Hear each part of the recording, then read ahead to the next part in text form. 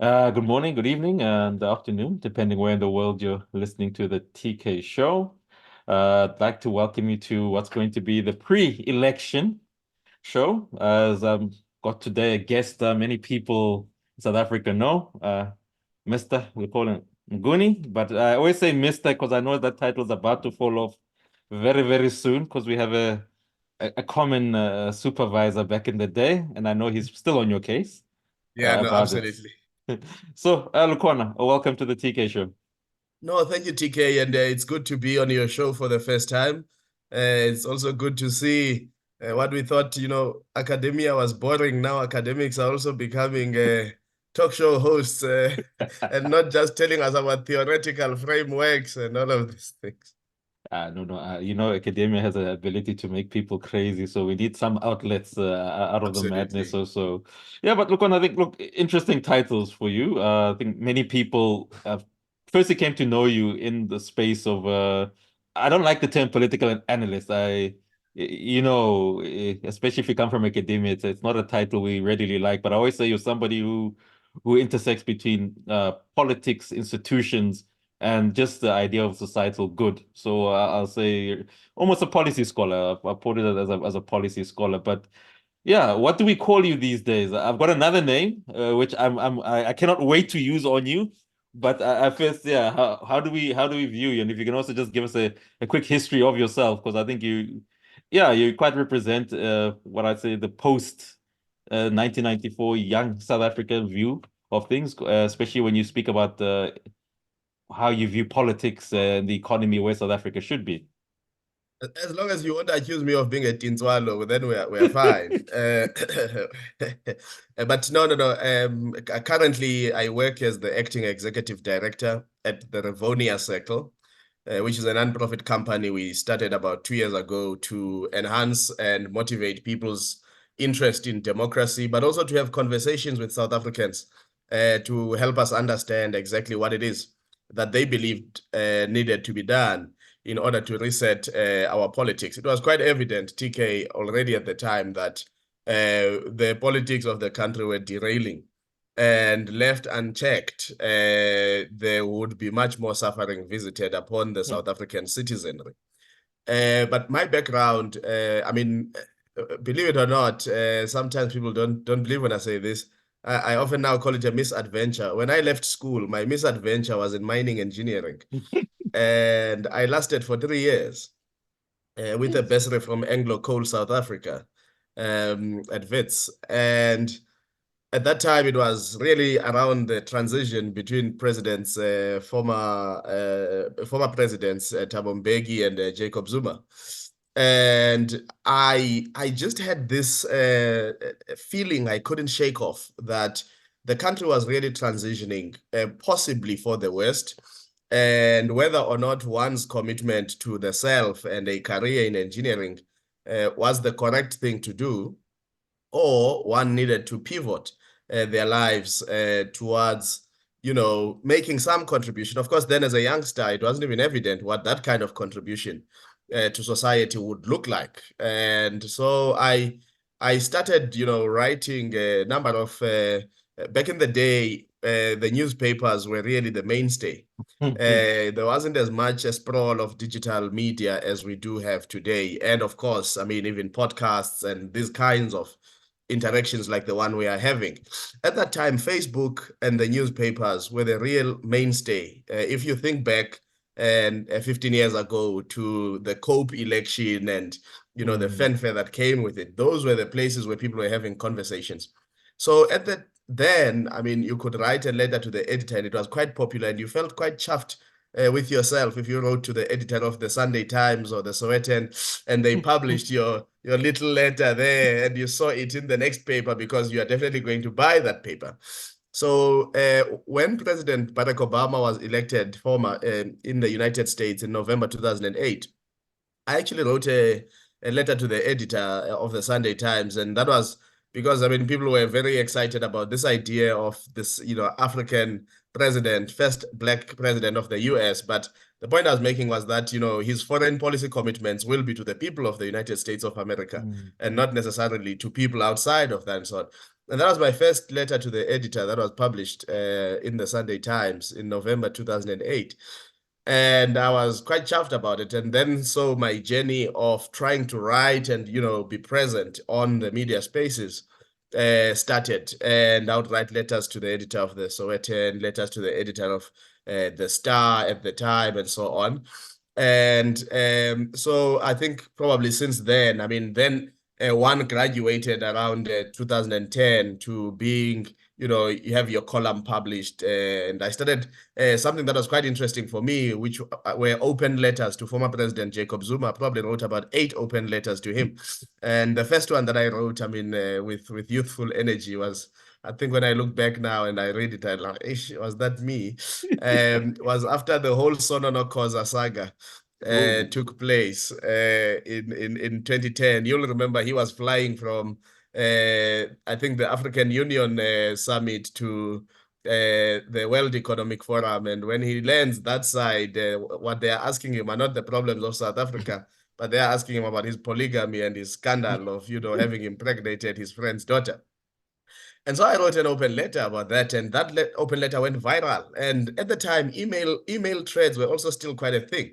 So there was a lot of flurry of that email flying. I mean, even my cousins were overseas and so on. So my journey then of trying to understand and contribute in, my perspective of the South African reality starts at that time, about 15 years ago. And I have really played my small role in being consistent in the public commentariat space to contribute whatever my perspective is on a wide variety of subjects. And I've probably written now, both published and unpublished, over 300 opinion pieces in that space of time. So that's really my background. Then I went to the University of KwaZulu-Natal. I decided, let me leave mining engineering. I want to be focused on trying to make some contribution so that we try and avoid the collapse that could come with the presidency of former President Jacob Zuma. So when the likes of Vavi were calling him the oncoming tsunami to demonstrate, the kind of political support he had, I was worried that the oncoming tsunami would leave much wreckage. And of course, hindsight is the best teacher, as they often say. And therefore, I went to the humanities, did a degree in community and development studies, did an honors in conflict transformation and peace studies, went to the University of Edinburgh in Scotland to do a master's in international Africa and international development, came back, now struggling to finish that PhD that just never finishes in political science. But really, that's my background. I view myself as an active South African who has some view in terms of how this country should be governed, and some interest in helping shape the kind of leadership that this country can best benefit from. Yeah, no. Thanks for that background. But there's always, I think, the question, we've just never had that discussion of how influenced are you by, I know you've got deep roots in the Eastern Cape. How influenced are you by those roots? By that, and I think on and off, I think everybody knows the state of the Eastern Cape. I think one of the guests I had was Ulihle Ngobozi, who kind of also from the Eastern Cape, and we all know the traditions of the Eastern Cape. And I think I was in Umtata a month back, first time in Umtata, and you were like, the certain area, I think was the area I went to, is Tsolo. I'm Swana. So when it comes out, yeah, yeah, Tsolo, yes, yeah. Tsolo, And I was telling a friend, and like, when you look at this place, because I always say property, location, you put a few penthouses in Tsolo, it's something people would buy. As in, natural beauty is there, but you also see abject poverty. So just how influenced were you by that location and the history of the Eastern Cape as such?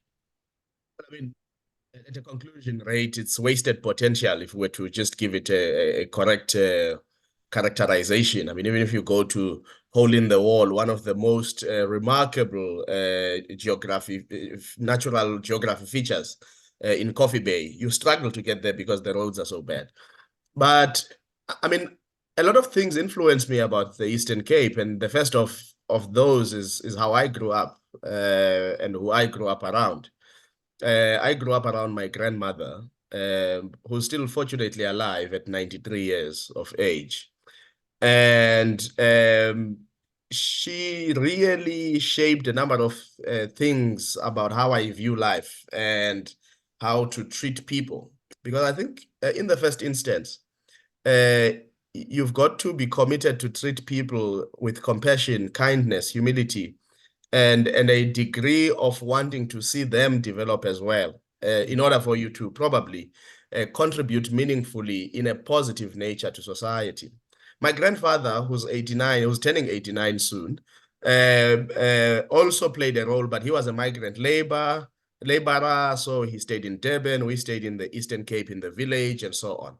And my mom was teaching at another village, so she would see me on weekends and so on. So I was raised, at least in the first 5 years of my life, quite predominantly by my grandmother. And one of the things that she stewarded me towards was the church.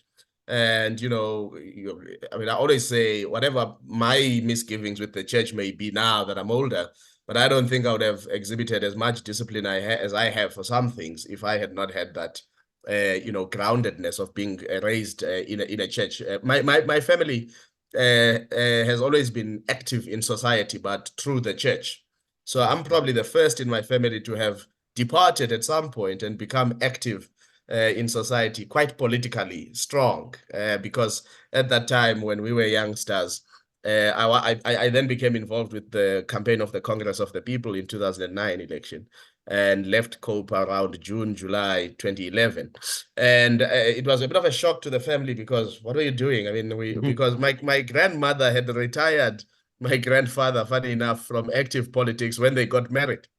So she says she visited him in Durban, and then she found this literature. My grandmother was a trained teacher. She had gone to Lovedale College in the 40s or something.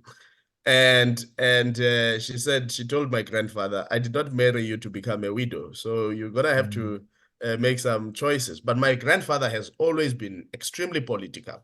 And if there's one person I still enjoy today to hear their interpretation of the South African political reality and the global political reality is from my grandfather. So I come from that kind of family that has always cared about society, just using different avenues to effect change or to lead a conversation about change and society. Of course, then the material condition of the Eastern Cape itself became something that worries me. So I often say to people, I grew up in a very, by all intents and purposes in rural terms, a fairly middle class family at the time. My grandmother had been trained as a teacher, even though she was no longer a teacher. She had founded the local preschool in the village.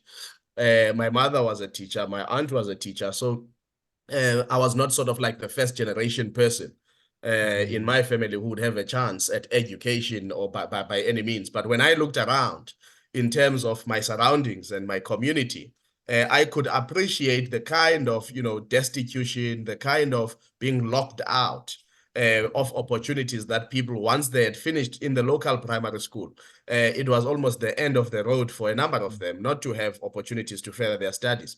That has shaped me in a number of ways. The last thing, TK, that shaped me is I started traveling at a very young age, so I could contrast different spaces and realities. And one of those different spaces and realities was we used to visit my grandfather in Durban.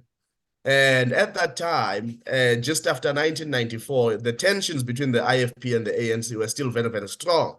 So at times when we walked the streets of Lamontville, where my grandfather still has a house, my mother would say, shh, ningateti, don't talk until we get to the house. Only much later, I realized that we were not allowed to speak because we were speaking in isiXhosa, and Xhosa people were associated with the ANC. And therefore, she probably was protecting herself and ourselves to say maybe we could be confronted by fanatics of the IFP and so on. So, but going to Durban frequently, maybe once every year, taught me that there was a different reality.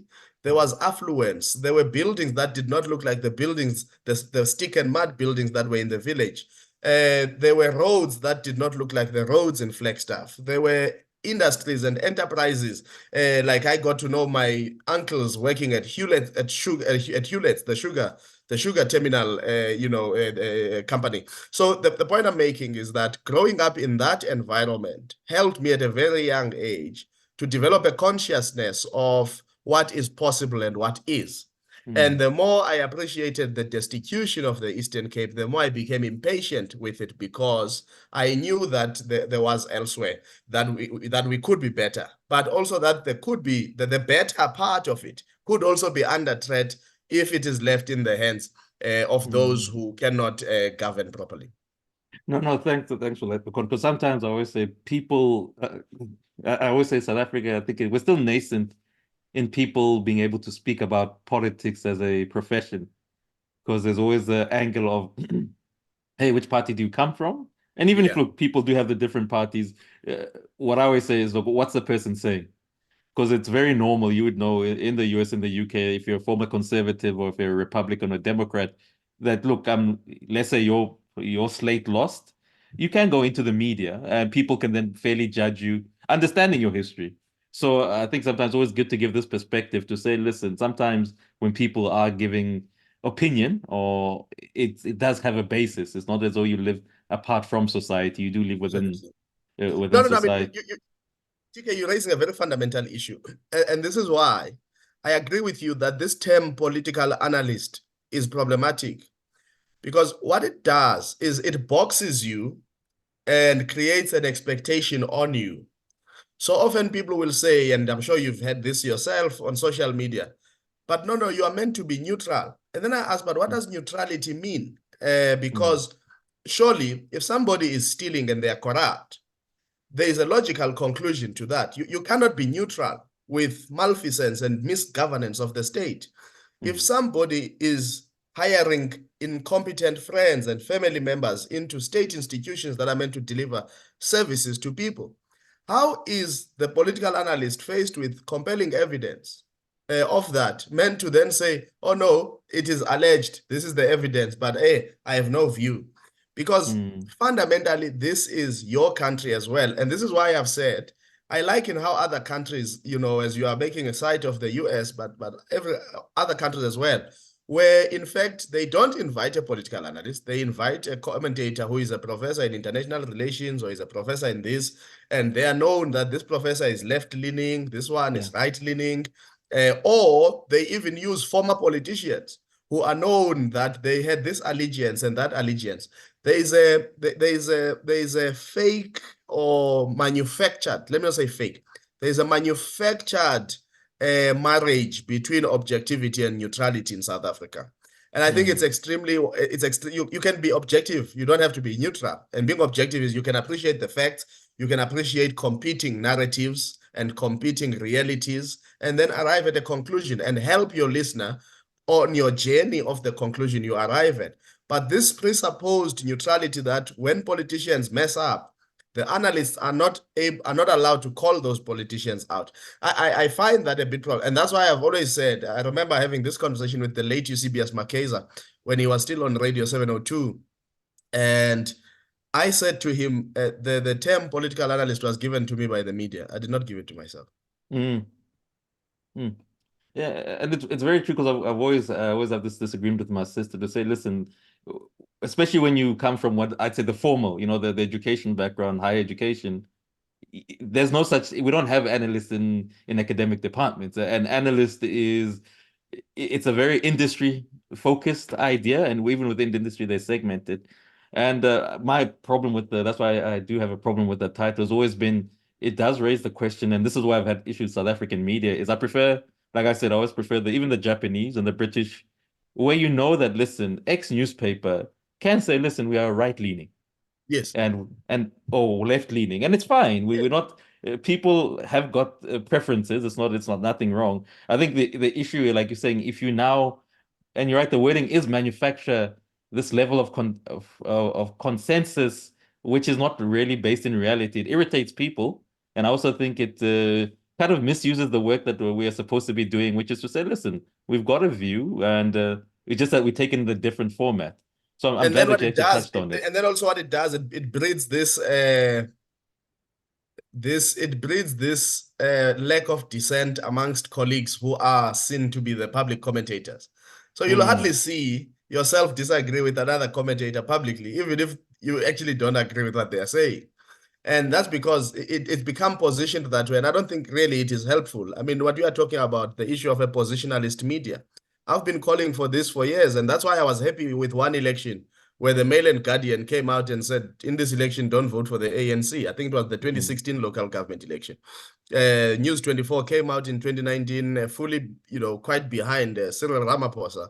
And I then said, at least you know what you are reading. I often say, one of the best things I enjoyed in this country was ANN7, because I knew exactly where ANN7 stood, and the New Age and the Guptas, and there were no blurred lines. There was no attempt to try and hide who and what they were about. You could disagree about what they were about, but you knew what they were about.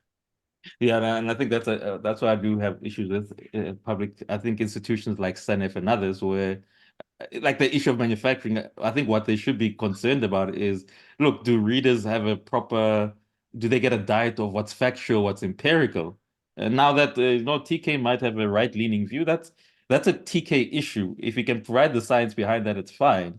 Because I think this thing of where you put straitjackets on, it's not really helping us, and also kind of brings us to why one had originally reached out to you, this idea of empiricalness. Now, I did say I've got a name for you, but I'm hoping to kind of convince you to change your Twitter handle from "I will be a socio-politic columnist."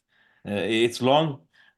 I refer to you as, especially over the last month, as Lukhona Kendrick Lamar of of political debate and opinion. And for those that don't get the reference, I'm not one who's au fait with hip hop, but I do know that there's individual Kendrick Lamar who literally seems to have taken it upon himself to expose a certain individual named Drake. Now, I'm not saying he exposed a certain individual named Gareth van Oslin. We're not saying he's Drake. What is a popular song Kendrick now sings? He's Well, not like all we us. know about Kendrick Lamar is that the former Minister of Finance once quoted him and said, "We're going to be right.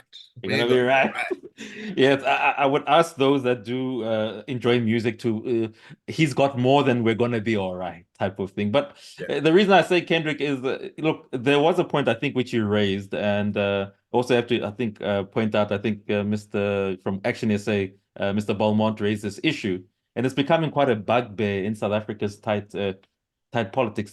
This issue of, if you're speaking about empiricism, the idea of polling. And I think you did it quite correctly by highlighting, especially to, I'd say, the broader audience, because it's always been an issue where when we speak about polling within departments of politics, international relations, or even history, what we're speaking about is we normally make reference to overseas polling, which is as a clear distinction between what a party does, which their own internal polls for their direction and strategy, which is fine, and no one has an issue with that. But when you have individuals who don't declare to say, listen, my company has X employees who are working for certain political parties, and then kind of manufacture polls within academia, you would not even pass your master's or honors, because at us that is bias. This is not credible. This is not honest. And yeah, so maybe just yeah, if you could just walk us through what was your Kendrick Lamar weekend with a certain I'll say set individual, because we will give the person time as well if they do want to have a response. So you can name the person. We'll just call the person Drake or set individual for now. I mean, look, I suppose, I mean, one of the things that happened in this electioneering period was a sense of, I think, the DA wanting to claim its place as the official opposition, and therefore not even want to, remember that it governs a province in this country, and therefore any political party that is seen to be coming for it is therefore, characterized as a mercenary and all of these things. And I mean, a number of political parties were mentioned by John, and he said, why are they not campaigning in Limpopo or something? I mean, which clearly they're not good enough to campaign in the Western Cape, and they're not culturally fit, maybe. to campaign in the Western Cape. But it was a loaded statement. But I mean, as you know, Gareth van Onselen has worked for the DA before, has worked for the Institution of Race Relations. That's all an entire DA ecosystem. And there's nothing wrong with that, by the way. I mean, I always say to people, there are also these barriers that we put in place. Yeah, IRR is DA, what. It's fine. So if a political party has a think tank that it draws from, what's wrong with that? The ANC draws from MISTRA, the Mapungubwe Institute of Research and strategic research, and so there's nothing wrong. There's nothing wrong with that, at least to my mind.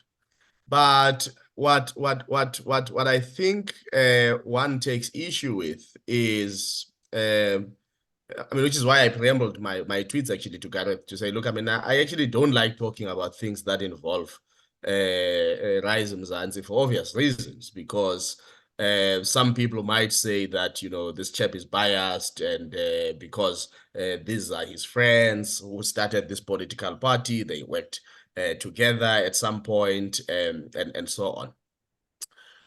But there are things that, you know, it gets to a point where silence is not golden. And again, it goes to this thing of this manufactured lack of dissent among ourselves as those who are commentators. Because, I mean, Gareth, for all intents and purposes, very smart guy, and is a public intellectual in his own right. That you agree with him or you disagree with him, again, for me, is neither here nor there. But the source of that, because I want you to understand what the source of that. The source was, you know, it was around this question about politics and race and so on. And I'm gonna come to the polls, but that tweet he tweeted was at a time when the DA was also on the attack on Rise Mzansi. And, you know, he was accusing them of generating witgevaar, which is, I mean, almost a creation of the opposite of swart gevaar. And swart gevaar being that, you know, at the dawn of 1994, some white people were so scared of a black government because they thought this, you know, they had characterized these liberation fighters as communists. And therefore thought, hey, these communists are about, I mean, there was even a rush of hoarding food stuff and so on.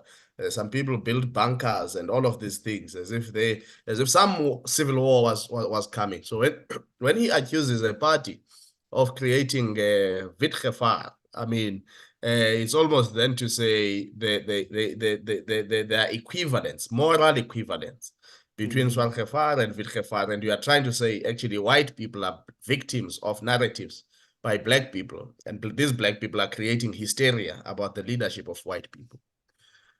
But what was happening, of course, at that time was also a big debate around the polls and so on. But I mean, I really tried to demystify and debunk this idea of witgevaar. Because ideally, I mean, the people who have really fought for liberation and true ideals of freedom in this country are by far and large black people. There were white people in the struggle, of course, but the majority of people that took it upon themselves to usher in a semblance of constitutional democracy with rights and freedoms of expression and academic freedoms from media to academia to the judiciary and so on, were black people. And so I took issue with this because sometimes in an electioneering period, a person says something, but it's almost a proxy message for another party. So I felt he was making a proxy message for another party. But I want to come back to this issue of polls because Gareth is also a pollster with their Victory Research outfit. And they poll for the DA as well. And then they also poll for the Social Research Foundation, which the Social Research Foundation positions itself as apolitical, but it's unfortunately, you know, somehow tied by this association. Now, this is not the first election where there have been polls in South Africa. There have been polls previously, but I think in this election, something switched in terms of what the polling, you know, agencies or entities are doing. So let's take the Brenthurst Foundation poll, for example. The mere fact that when it does its polling, it also has a column of the multi-party charter tells you that it's interested in the success of the multi-party charter. Because if you're a neutral pollster, you wouldn't care what deals political parties have with one another. All you would show South Africans is the outcome of your research and not try and say, oh, this multi-party charter accumulates to this much. Because then now you are entering the political debate and discourse. You are no longer availing empirical evidence. Mm-hmm. And so it gives a degree of skepticism on the reader as to whether or not this is research or this is an attempt at public opinion manipulation. And I think this is the big question of this election. Have the polls been done truly with the necessary integrity that all of them are about informing the public rather than manipulating the public to show that maybe there's some political shift happening in whatever direction, so that the voter becomes skeptical of making different choices outside of what is presented to them, particularly in the context of unknown and new political parties that are untested and so on, where you almost get them presented as non-entities and non-starters, and therefore almost buy into the narrative of the Democratic Alliance of wasted votes if you don't vote for the DA or if you don't vote for a smaller party. So there's also another problem, TK, that we must solve for. It's one thing to do research and get people's voting intentions. And we designed a study at the Rivonia Circle, for example, in 2022 for Ipsos to implement. And we were quite clear what we wanted. We wanted only registered voters, and I see a number of people are now moving that direction. We wanted to get a sense how many of those people, if an election were to be held on the day they were being called, would actually go and vote. And we represented this data and we said, these are people who said they don't think they are going to vote. These are the people who said they don't know who they would vote for. That is research. So we gave research outcomes. Polling, the problem with it has an embedded interest of trying to model an election outcome, which is why you then get these models of if voter turnout was to be at 55%, this is where the chips would fall. If voter turnout were to be at 62%, now you are entering what I consider dangerous territory, because effectively you are building in assumptions into the psychography of the research, of the baseline research that you have. And it's not always clear. It's like metric results when Umalusi does not want to tell us how they did the adjustments and readjustments of raw marks to arrive at the final metric results. The problem with elections is that they are not like Umalusi. At some point in time, there will be an outcome that the researching company does not have control over. Umalusi and DBE have control over the marshalling of the results that they control and then publish to the public. So when you start modeling based on people's voting intentions, and you make that seem like it's authority in some ways, and because you do make it authority by giving it a margin of error. Basically, you are saying, whatever I'm giving you, 3% margin of error, so it could be higher by 3% or lower by 3%, but at 95% confidence levels, I'm saying this is the likely outcome within the bounds of that margin of error. Then you populate this to society, and you create an anxiety. And what I have found is that there's a degree of absence of self-reflection.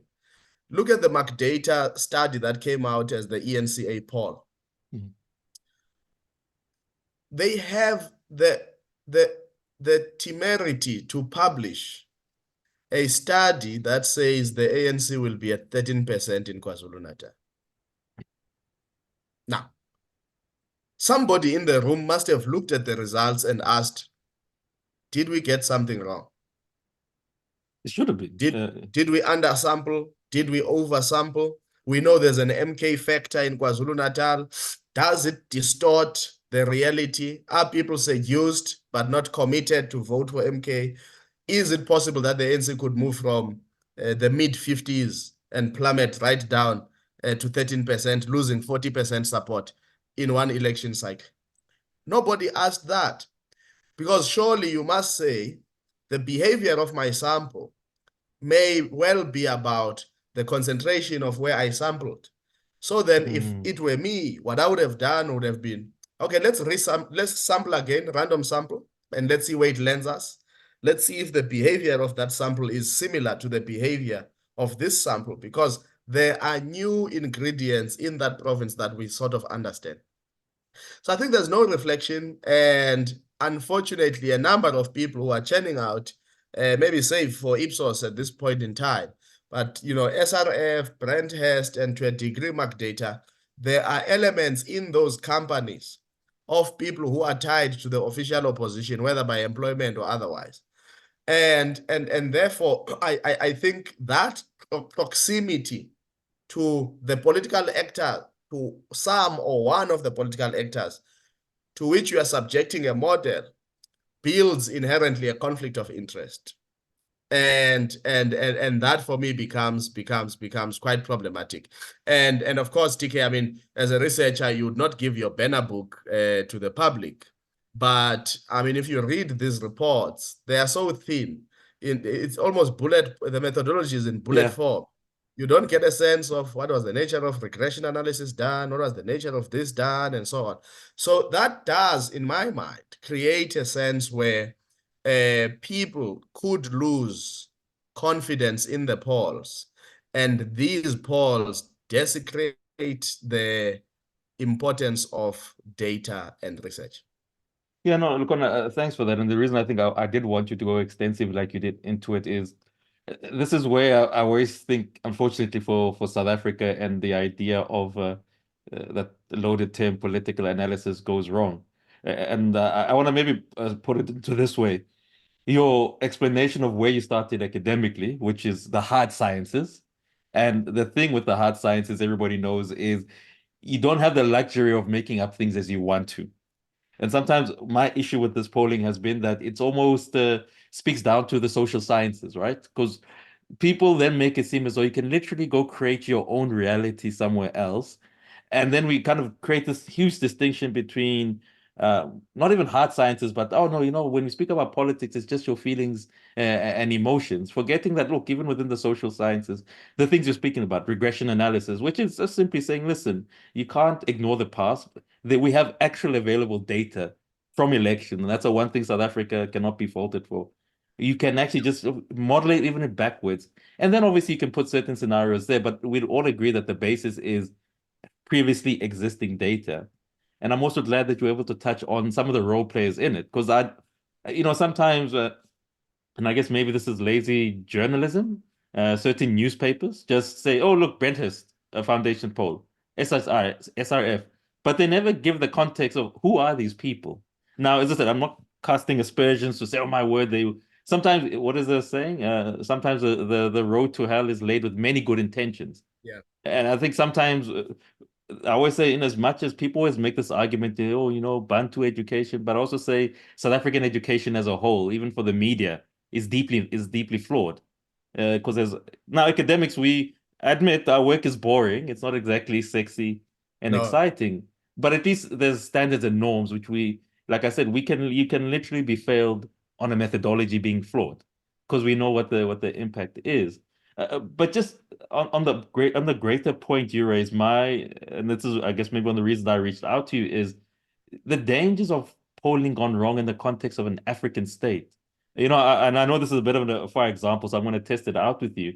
If you remember, I think this is 30 years since what happened in Rwanda with the Hutsis and the Tutsis. Basically, the idea of misinformation, and I know people, when they say misinformation, automatically go to Russia and the US. Yeah. But even that in South Africa has never explained correctly what is meant, because that basically misses the point that we all know it's not I'm not saying anything which is conspiratorial, that the United States of America's foreign entity, the CIA, has always meddled in elections. That's why, for those that actually do follow history, it's a bit amusing when the Americans complain of people interfering in their elections, when people in the DRC remember Lumumba and the fact how Lumumba was killed as interfering. But just that idea of how, these poor intentions and poor polling, especially in a developing country, can actually lead to the whole questioning of democracy. Because that for me is, let's say, obviously after the 29th happens, the results come out, but you so imbibe society to doubt an outcome that how do we move forward as a society when we can't even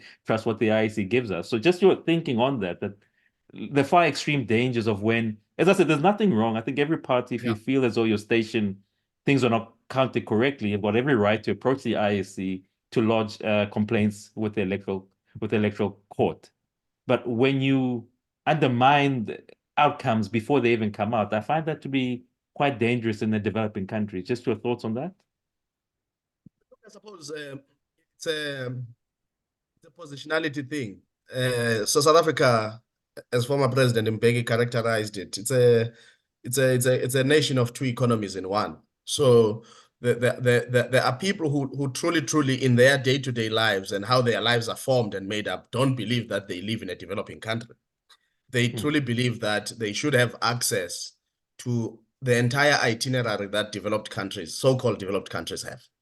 And therefore, during an election period, one of the things that they want in their itinerary are polls.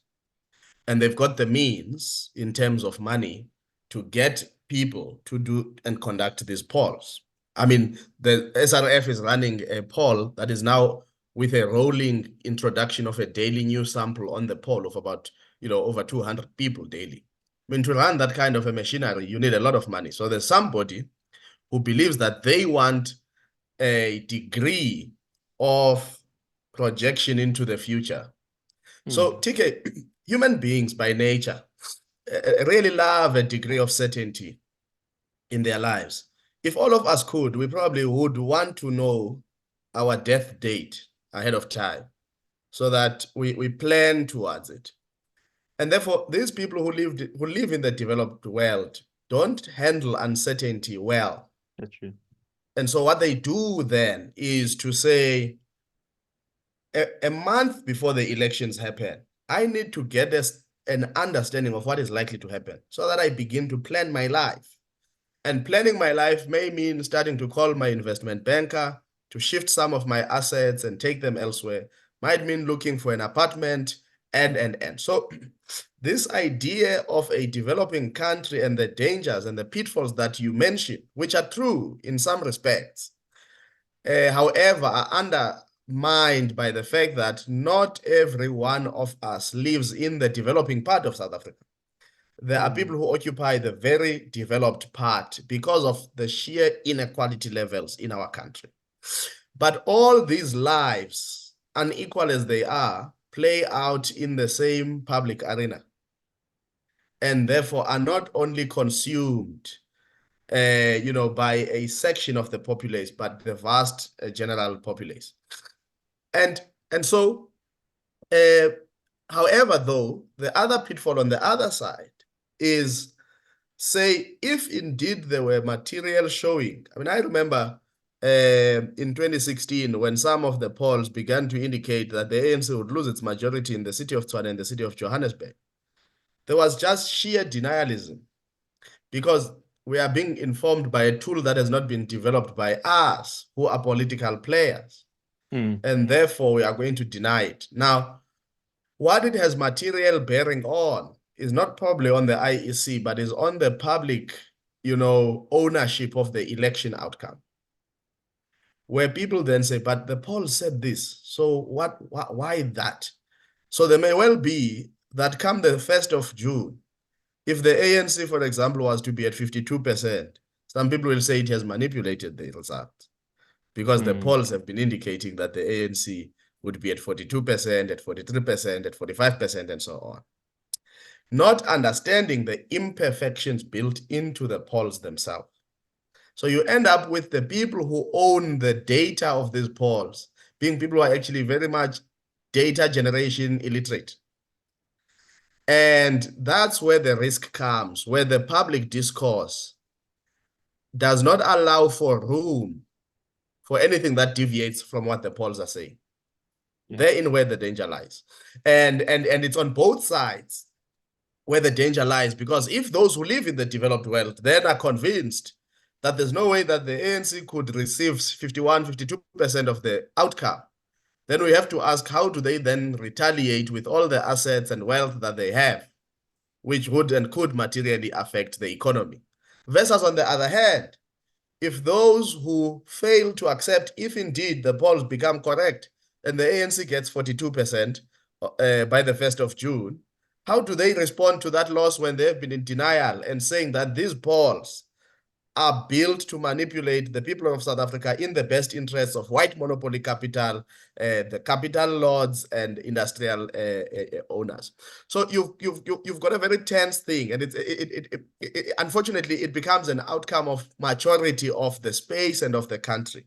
And at least even in countries that have been doing polling and elections for the longest time, like the US, polls are still very much publicly divisive in terms of opinion, in terms of how they are perceived, and in terms of how afterwards they can be manipulated, which is why Trump went on that entire frenzy trying to say the elections were rigged in 2020, not wanting to accept the election outcome, and could find fertile ground with some people, and hence the January Capitol Hill incident happened. So the point I'm trying to make, TK, is that you are raising very important issues, but we must be mindful of the society in which we find ourselves, that we don't share the same and common interests because we occupy very different categories of South Africa.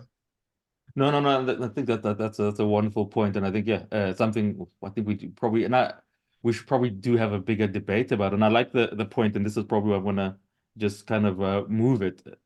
The idea of saying you accept, no one is denying, like as you said, that these two worlds exist. Well, some do, and that's probably the problem. But always finding this common ground to say, let's say it's going to 2029, because then obviously 2 years before that we'll be going into the local government elections. And I just want to raise this point about polling is one of the key weaknesses, I think, and you put 2 points on it, which is what happened in America. Because as you said, that there was two outcomes. There was when Trump lost, he questioned them, but there was also when Trump won, and many of the pollsters in the US literally were, like you said, shock at the We shock. didn't see it coming. How could it happen? So yeah, and so I like the juxtaposition you make between two things. So it's not just unique to South Africa, but you're saying South Africa with the material condition makes it very unique. But then there was also a point, and I guess you having studied in Scotland, Brexit, how Brexit polls, it was the same thing of, oh my word, how did we miss this? But where I maybe want to ask you towards is, if we now know that these two worlds exist, and we have to acknowledge them, because I think this election in South Africa is forcing us, as you correctly highlighted, that we do. Do you then think there needs to be some, and I'm loath because I think sometimes South Africa we over legislate everything, but do you then think we need to probably have some, I think, as Beaumont put it, some rules and regulations about what do we take to be a national poll? And the reason I say a national poll by trusted institutions, so that when there is a mistake, because what post-Brexit and post-Trump, what these polling companies who are not linked directly to political parties did is they were forced to go back to the methodology and tool and say, like what you said, where did we get this wrong and how can we improve? In the South African case, what's your thinking about that? How do we, because I do like polls, they do play a part, but how do we arrive at a point where when a South African reads it, they can say, I don't like it, but at least I trusted the methodology. Yeah, it's sound for what it's worth. Well, I think in the first instance, we've got to advocate for the removal of what we discussed, conflict of interests between those who poll and those who are polled. Because if you don't remove that conflict of interest, there isn't going to be a material self-reflection if you get it wrong, to then say, let's go back to the methodology. Because the conflict of interest gives a sense of questioning the bona fides of the people who are actually doing the polls. So are they doing these polls necessarily for the benefit of society or to manipulate public opinion towards certain political actors? I mean, it's like it's like believing a poll that says the EFF will be at 7%. You really have to take me through quite a serious journey of where did you sample, how, and so on. And of course, because of our history, as you say, we know that there are parties whose support is pocketed and concentrated in particular pockets. And so when you do a national random sample, wanting to generalize and be representative, naturally those regionalized parties, such as the IFP and others, there's a high chance that you may well miss them in some instances. So you then have to think very carefully about your methods and all of these things. What is it that they are giving you? And then interrogate your data, because the problem with quantitative data is that people who do quantitative data, which was what polling is, tend to then undermine and underappreciate qualitative insights. To then say, maybe do we need, these polls to come overlaid with qualitative insights in terms of voters, voter sentiment, and all of these things in how we go about it, because we understand the complexity of our country. And therefore, I think, for me, as you are saying, overly regulating and legislating may well be not the thing to do, but built into the electoral code of conduct, because of an understanding that polling could cause ructions in the electioneering political landscape, then some safeguards can potentially be built in terms of disclosures. So disclosures of, who are the people behind this poll? What are their linkages or former linkages to political parties? And then questions around methodology. No one researcher is going to use the same methodology. One will sample 2,560 people and say that's okay. One will sample 3,500. One can even sample 1,800 and say that they've got confidence that in the manner in which they've sampled, it will give them results that are nationally representative and can be generalized to the broader voters' roll behavior. So, but you do need to have a serious conversation about safeguards to ensure that at least the quality that is out there, and sometimes some may even say, do you need a central ethics committee to pass, the methodology and so on? Do you need? But I think there's ample room for creativity, but also because some of the guys who are doing this polling have been doing it maybe since about 2014. They are also trying to find their feet and finesse their models and all of this, because polling is venturing into a space where behavior is extremely precarious. So the behavior of voters is very precarious. There are people who last week who probably thought they were going to vote for party X, and then they saw an advert, they no longer vote for party X, they're now going to vote for party Y. So the things that change the psychographic of the voters are a lot. And there are a lot of people that will also walk into that voters' booth undecided in terms of who they are going to vote for. And they make the decision inside that booth. So those are all the complexities. But I think for me, it's to bring and build about ethical safeguards in terms of who conducts that level of transparency. I think is very important, because if there are no bona fides on the people who conduct the polls, there's not going to be important reflection on methodology down the line, because in any event, the poll was not designed to serve a pure and ethical research agenda. It had an element of wanting to contribute to political decision making. No, and I think that's a very good point. And again, look, I always say, look, there's nothing wrong with learning from where it works. I do enjoy the UK for they've always got that .gov website where if you want to check the pulse of the UK nation, any poll, and the thing is they poll everything from meat prices, how do you feel about the coming election, how do you feel about the current premier of the prime minister, and it tends to always be, and like you said, it's an authoritative figure where even opposition parties and even the governing party of the time always they do have make some trust in it. They have some trust in it. So you're right to saying it's not about over legislation, but maybe we do need to move towards that direction. A colleague of mine thought, so I don't seem like I'm taking ideas, Dr. Hafdan in the Wits School of Governance, he actually made a point, especially for media house. He said, look, and I think it's you highlighted this point, it is expensive to run polls on a weekly and a daily. And he said, look, where South African media has sort of messed up is they don't want to pool resources. Every newspaper wants to seem like I've got the silver bullet. I've got the understanding, but all of them, I think we can all agree, traditional media is having a problem about funding. And he says what he doesn't understand, and him coming from Denmark, is why is there not some legislation where SANEF is supposed to be proactive to say, listen, you don't do it a year before, 2 years. Put your resources together for the next 5 years to actually build credible polling. That all of you Yes, guys, because there's so much you can ask in polling that no one newspaper is going to run with the same headline absolutely. type of thing. So I think you're right in saying we kind of need to be a bit creative about that. Yeah, so no, I think I'm happy that at least this is one of the key reasons we did want to invite you because I think you're one of the few, apart from Mr. Belmont, who really did start to say, listen, this is now getting to the levels of absurdity. And probably just closing on this topic, and it's one where I also do find it interesting if you kind of work in the area, is the as you said, how the private sector ascribes certain value to polls. I think what most people sometimes don't get is that, certain companies will call you up and say, hey, look, just give us an understanding of what's happening Absolutely. politically. And like you say, they imbibe a lot of these polls. And that's why I say sometimes corporate South Africa, when you do speak to certain other individuals, you kind of do ask, like you said, are we living in the same South Africa? Because there's always this weird fear around.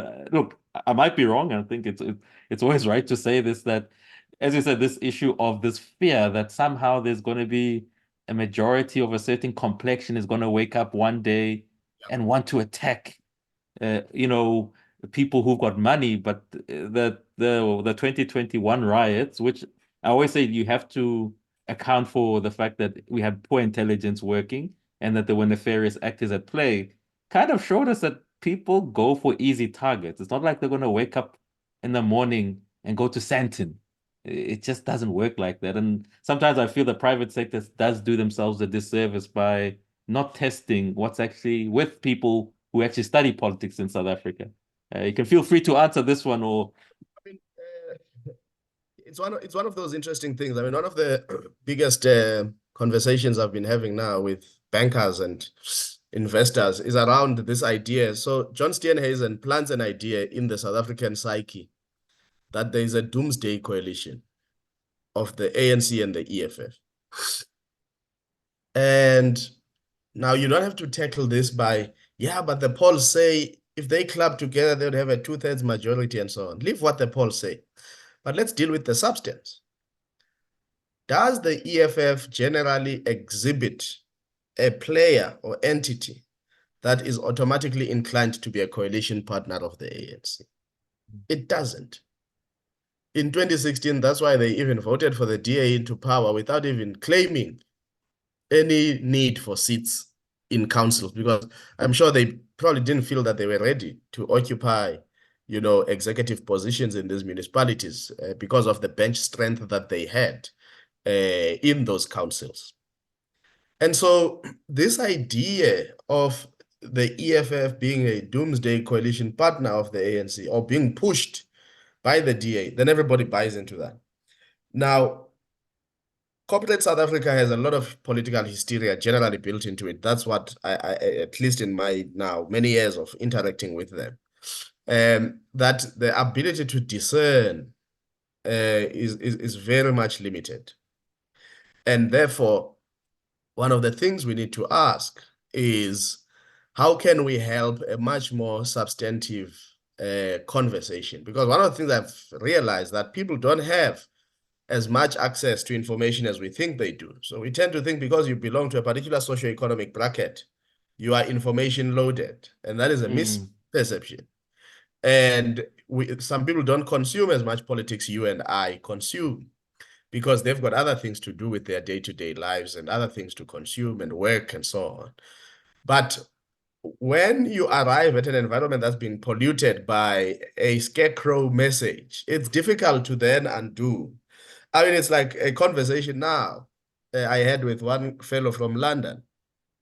And he's fundamentally clear that the only thing that's going to help South Africa move forward is more intervention from the private sector. But you can't erode the need for a viable, capable, and interventionist regulatory state that ensures that in a society such as ours, there is some attempt at equitable distribution of resources, wealth, and opportunities. So the point I'm trying to raise is that, again, where we are now, the ones who are feeding the narrative of the Doomsday Coalition have already fed the market to react in a particular way. If the ANC and the EFF were to go into a coalition without even testing what this coalition would do, without even hearing what it would do, the mere fact that they would be seen signing together that they have now a coalition agreement, without even telling what their priorities are going to be, you would see the market shift. And I find that extremely irresponsible. In just real sense. It's irresponsible. And I think it has an ability to circumvent democracy, because it then almost threatens the voters or blackmails the voters to say, if you make this choice, then this is what down the line is going to look like. And I don't think that can be acceptable. It's almost like saying, if this goes wrong, it's on you. Yeah, it's don't blame us don't blame us when we pull our investments and do capital flight. It would have been your decision. Yeah, no, thanks for that. Yeah, and I think it's a conversation which is important. I also think it also goes along the lines of as you kind of moving towards closure, is the idea of empiricalness, you know. One of the things I am advocating for, and I just maybe want to hear your thoughts, is I think we can all agree the idea of a manifesto in South Africa has it's reached its natural end. You know, I'm not sure how you feel about that, but I always want to say, look, for all the craziness of a country like the US, and I'll use this as an illustration when I'm speaking to people, when I say what I mean by the importance of data and policy, is Donald Trump, for all his madness, you know, when he had the idea of the wall. I believe it's a budget office in the House of Congress, or one of the two houses. He was actually almost it was communicated to him and his team, and he needed to actually do this. He needed to quantify in actual dollar terms and geographic, what does this thing actually amount to? And I do know in certain countries, you know, I know Switzerland is very strong on this, that for every promise you claim to make, give us a number that we can hold you to account to. Just your thinking about that how is it that we almost allow political parties, and again, it's across the board, to make claims, again, you know, in the same way we've been speaking about how you can build up a false narrative or a scarecrow, in the same way when people expectations about what South Africa will look like via manifestos. Do you not think maybe you need to get to a point where we actually have to say to every political party, yeah, you look, we understand political manifestos are part of political communication, and that's fine, but you also just need to give us a one-pager on calculate how much does your dream come to, where in the budget you're going to take it from, so that we can then also start having a discussion about what's real, what's not real. And also, this is my personal feeling going forward into trying to make South Africa better, certain of what's going to be termed sacrifices, unfortunately, we're going to have to make about some of the nature of our policy offerings for society, you know, because I think that pain is coming, but it would be good if people actually explain to us where the pain is going to come from. Yeah, just your thoughts on that. Absolutely, TK. I mean, again, what makes this difficult for me, at least, is the nature of our crisis, because it's a multifold crisis. So it's unlike when, you know, Barack Obama runs for office in 2008. There's a financial crisis. He's able to quantify an almost $1 trillion US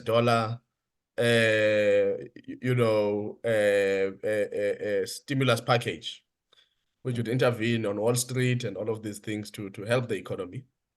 So we don't have a luxury of, in most instances, going into an election with a single issue, and that be your core issue. So for Obama, he goes into office, he's got two issues.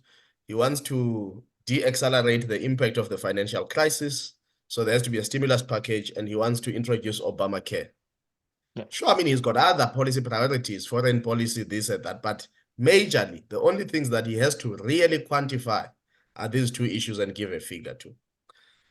Trump campaigns on the building of a wall between the US and Mexico, and that's what he has to quantify. He's not interested in the Paris Accord, and therefore he's going to pull out of the Paris Accord. So he doesn't even have to quantify how much it's going to cost. He's just going to save money. He's going to increase trade tariffs with China because China is dumping a lot of stuff on them.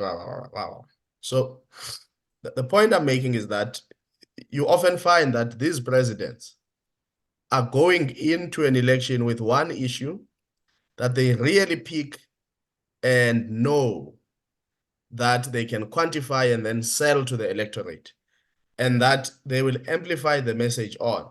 Here, the nature of our crisis is just so vast. Somebody wants you to say something on universal healthcare coverage.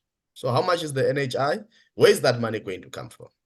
And that's because in terms of quantification here, there's also a degree of skepticism whether or not it is possible to raise those funds. Whereas in those countries, there doesn't seem to be this barrier that the funds are impossible to raise. And therefore, when you are quantifying a lot of things, so if you then quantify it for the basic income grant, others want you to quantify for much more stronger borders and, deportation of foreign nationals. Others want you to deal with the crisis in education. Others want you to deal with the crisis in health. Others want you to quantify for land reform to be accelerated. Others are crying about housing. The water infrastructure is collapsing. The grid is holding now simply because probably there's an election coming. And yes, there are some good people that have made it to the ESCOM board and the executive in the last few months. But ESCOM still needs a lot of money. Transnet needs a lot of money. So the nature of your crisis is that almost everything doesn't work.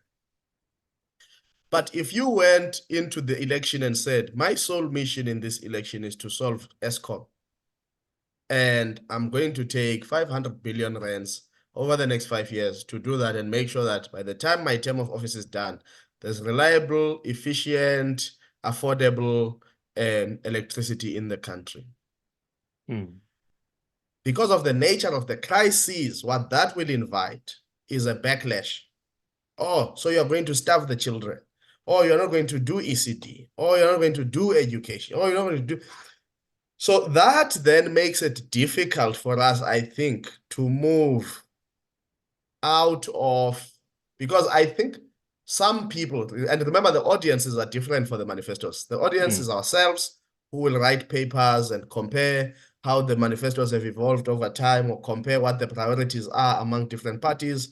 For ourselves, who will do interviews and try and inform those who do not have the time nor the luxury to access the manifestos and read them for themselves, and because sometimes manifestos are only written in English, and some of us are able to then even do interviews in isiZulu, Setswana, Xhosa, and so on, to try and break down these manifestos. And some of us then use the manifesto to try and check whether a political party has sufficient material understanding of the challenges that confront South Africa, rather than the quantification part of it.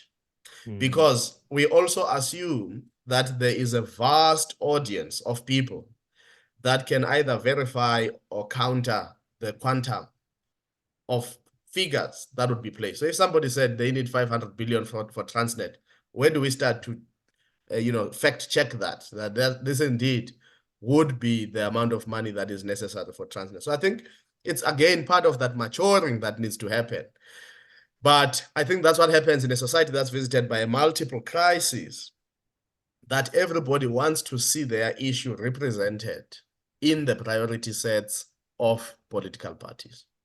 No, thanks for that. I think this is probably my second last point to you is, you said this quite a lot, this idea of we have to accept complexity. Globally, I think we've kind of seen it, that you simply cannot just take one side over the other. It's now more complex. Just if you can just maybe walk us through that. How do we... Yeah, because, like you said, human beings, black, white, Catholic, other religious views, non-religious, we all do like stability. Stability allows for societies to develop. We like feeling comfortable. But as you know, and I like that you make the disjuncture, because when I was living in Europe, you're right, they love stability to a point where everything must almost be sterile, rather than just stability. And complexity should not even factor in. Do you think we've got a better understanding of complexity? Do we, or just your thoughts on it and what this looks like in the next 5 years, this idea of complexity, and how we, just as a South African citizen, because as you said, some people, unfortunately so, I come from a township here in Everton. Poverty has been people's biggest complexity, and it's there have been improvements. That's why I say you can never say there's never been improvements. But again, once people taste, like you said, once you could taste it, you could go to Durban and that there's better. You can't reconcile. You can't go back and simply say, no, I can accept this. So I can accept where I am. No, yes. look, I mean, TK, complexity is very difficult because it invites problem solving. And you need those who are privileged enough to have the time to problem solve, to really be committed to resolving these complex issues. Because the people who are at the receiving end of the complex issues do not have the luxury of time to try and problem solve. Not that they don't have an ability to problem solve. They just don't have the time, because they wake up worried about, is there going to be food on the table in the evening before they go to bed with their children? And so some people may well not turn out to vote, not because they don't want to vote, but it's more a priority for them to make sure that by 7 p.m., they are cooking something in this home for themselves and their children. And therefore, when a majority of your population gets pushed and pushed and pushed to a space of not having the luxury of time to problem solve, then this issue is now left to just a tiny minority. And then if those who govern, whilst they have the luxury of time to govern and problem solve, because they are incumbent in public office and they are guaranteed salaries and perks and all of that, but then get distracted by their own self-interest of self-aggrandizement. My comrade wears sneakers for 25,000 rand, so I must also find a way to manipulate systems and processes so that I too can get some money and wear sneakers like he. You cannot do both at the same time competently. It's either you are going to competently serve your self-interest, or you are going to competently serve the interest of society. And therefore, my suggestion is really that there's also just a need for an honest conversation about the type of political leadership we deserve in this country. And the people who make it to these institutions of parliament and legislatures and so on, because it is there where you deal with complexity. So one of the most complex issues in this country is the budget. Now, people think that it's the Minister of Finance's budget. It's Parliament's budget. Because what the Minister of Finance simply does on budget speech day is to table bills that divide revenue before Parliament. And it's for Parliament to interrogate that budget and ask whether or not it meets the complexity of the present time that the society finds itself at. And is this budget going to be responsive? So, I mean, one of the things we are picking up now from political parties is the issue of drug and substance abuse. But go to any line item budget at health and social development and check whether you'll find a material articulation of a budget to deal with drug and substance abuse. So we need to understand where the complexity resides so that we then respond properly in terms of what are the ideas. And the first instance is that Parliament must be populated with individuals who really, really understand the complexity. Because it is that Parliament that says, in this year, this is how you are going to spend your 1 trillion rands plus as government. They interrogate it in the portfolio committee, in the select portfolio committee for finance, or the standing portfolio committee for finance in the National Assembly. And then it goes to the House for a vote. The executive simply works with the budget office in Treasury to come up with a set of priorities, blah, blah, and budget. But then the people who really have to scrutinize whether that meets, because the parliamentarians are the people who are meant to be closest to society. They are the representatives of all of us as citizens. And therefore, they should be in continuous conversations with ourselves in order to understand the deepness and the depth of the problems and complexities we are faced with. And if they don't do that, and they are distant from us because they are serving their self-interests, they are trying to find pockets of opportunity and abuse the office that they hold and the power that they have so that they can wear tracksuits that cost 30,000 rands and all of these things. Then they will not be able to interrogate the budget properly for it to respond to the complexities. Because sometimes government also creates this idea of shared responsibilities for a lot of things. President will say, we must all come together to solve load shedding. It's not possible. And there's nothing I can do to help corruption at ESCOM, procurement failure, overextension of... There's absolutely nothing that I can do. I can't stop somebody buying skinny jeans, saying they're buying skinny jeans in Tembisa Hospital. Well, what can I do about that? But you say, no, let's be very clear. We need to be honest about the institutions we deserve and the people we deserve to occupy those spaces. Unfortunately, people like yourself and myself just look at those institutions and realize they've been so impugned that we don't even believe perhaps we could be effective if we were to try and become members of parliament. Or we are even turned off by the very process of becoming members of parliament, which by far and large for the longest time has meant that people need to be party members and very senior party members.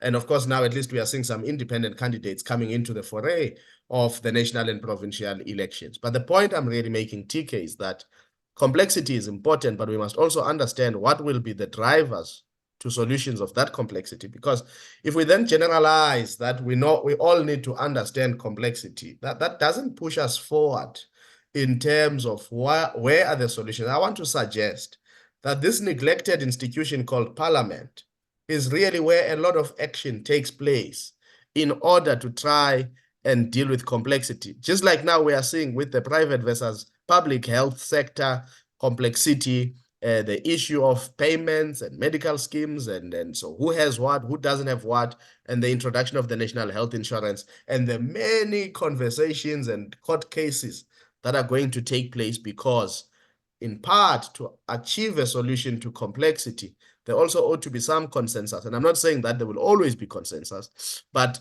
and consensus is not, and people mistaken consensus as collective agreement.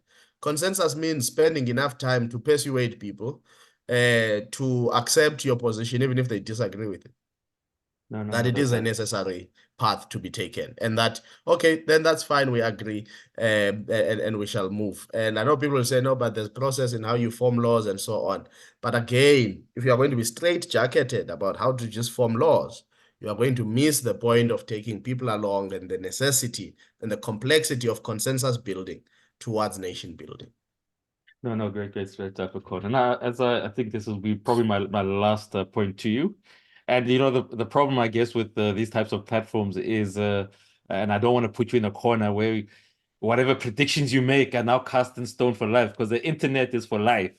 So I'd ask you in this way. Lukhona is speaking to Mr. Mnguni, Dr. Mnguni is speaking to Lukhona in 2024.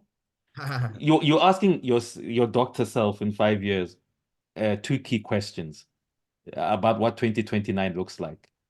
From your vantage point now, speaking to yourself in 2029, what 2 key questions would you want an answer from the future you to be, as in, what does South Africa look like, or what has happened? Just 2 questions you'd want to ask Dr. Mnguni in 2029 about the outcomes of this election and where South Africa is.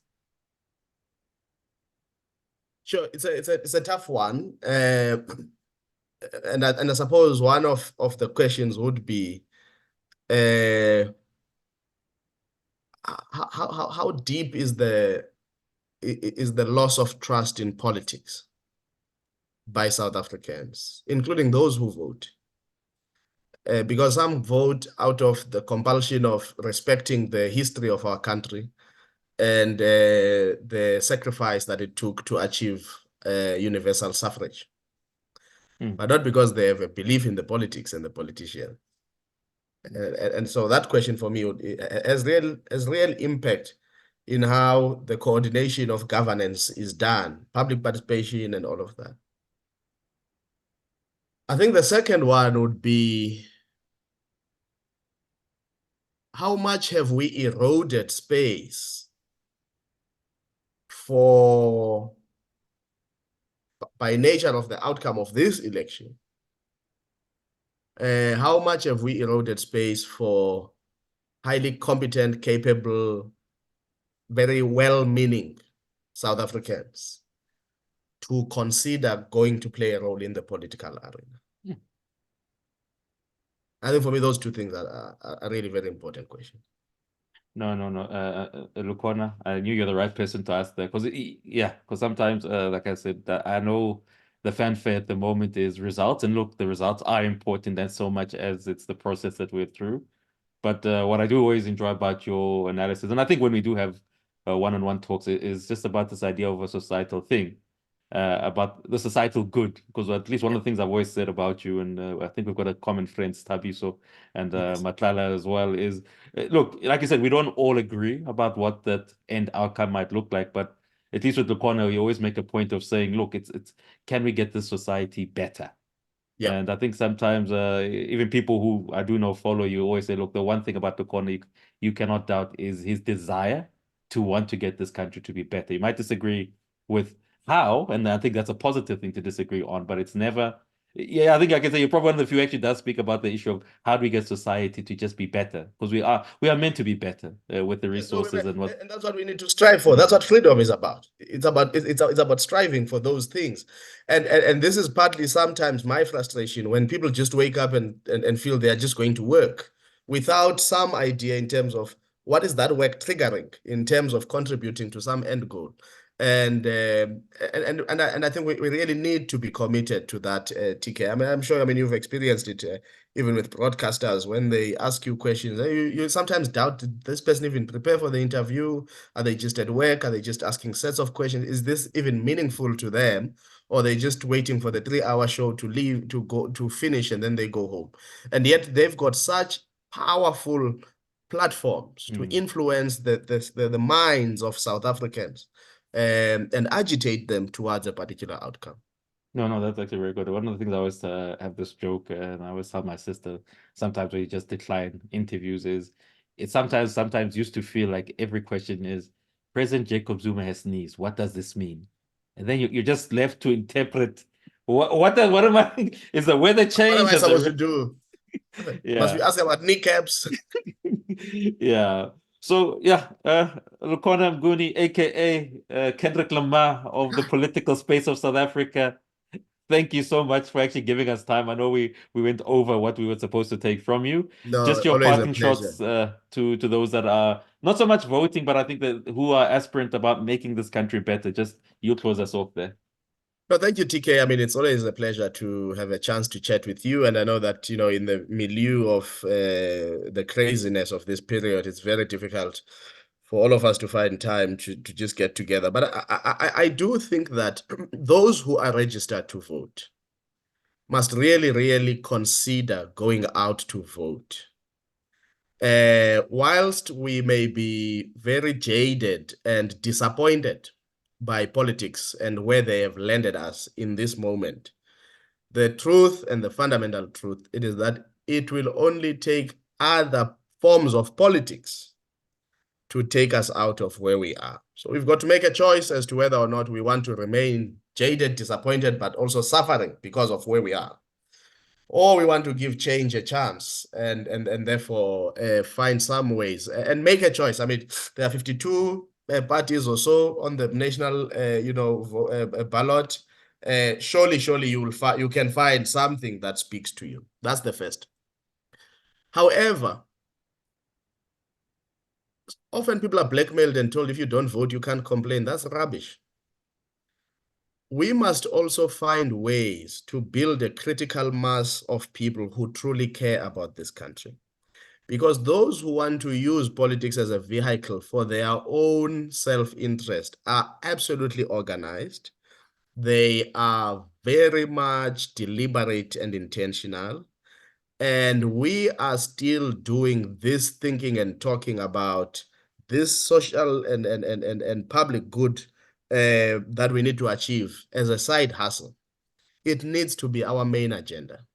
And we need to understand that even though we may have achieved this freedom in 1994, 30 years ago, it doesn't mean that there is no longer a need to sacrifice for the sustenance of this freedom. Because it's as if the only time you sacrifice is when there are guns and people are going to exile and into the bush and all of that.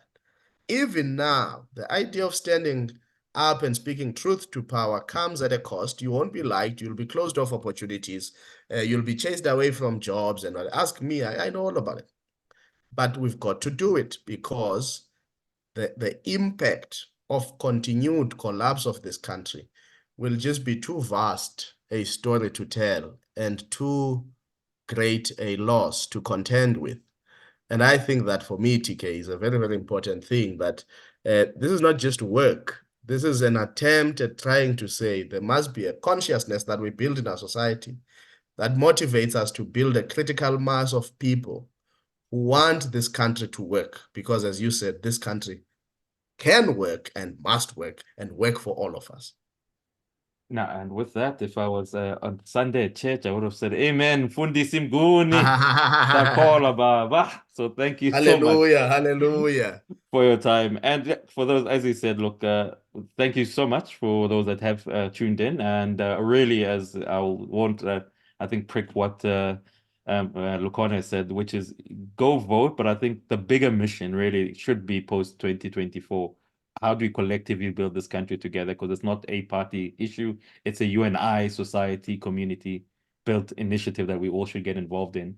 And I do hope my takeaway from this election should be South Africans need to now move and almost mobilize around just making South Africa better. And then political actors are that they're actors on a bigger stage, which we all should be part and parcel about.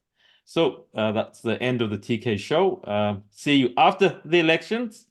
There will be an after, people. It's not as though everything ends, as some people tend to make you believe. There will be an after, and yeah, it will be good to just go through the data. But I think not just, as I always said, the TK show, not for the point of the sensational, but for the point of how do we actually get the society in South Africa and also the region to become better. Because really the future is, I would argue, in SADC is South Africa and the region, and we should really make sure that we're part of it, not just actors within it. So thank you very much for those that should stay tuned. And to Lama, aka our Kendrick Lukhona, thank you so much, man. Thank you so much, my good brother and my dear sir. That's right, I'm wearing red. I did that very deliberately to try and capture your attention instead of my usual black. I did that because I've got quite important and very exciting, for me at least, announcement. And that is that our new book, Rescuing Our Republic, which has been written in conjunction with my friends and colleagues at Discourse ZA, is now out and about in bookstores across South Africa and available online for anyone else that is curious about South Africa.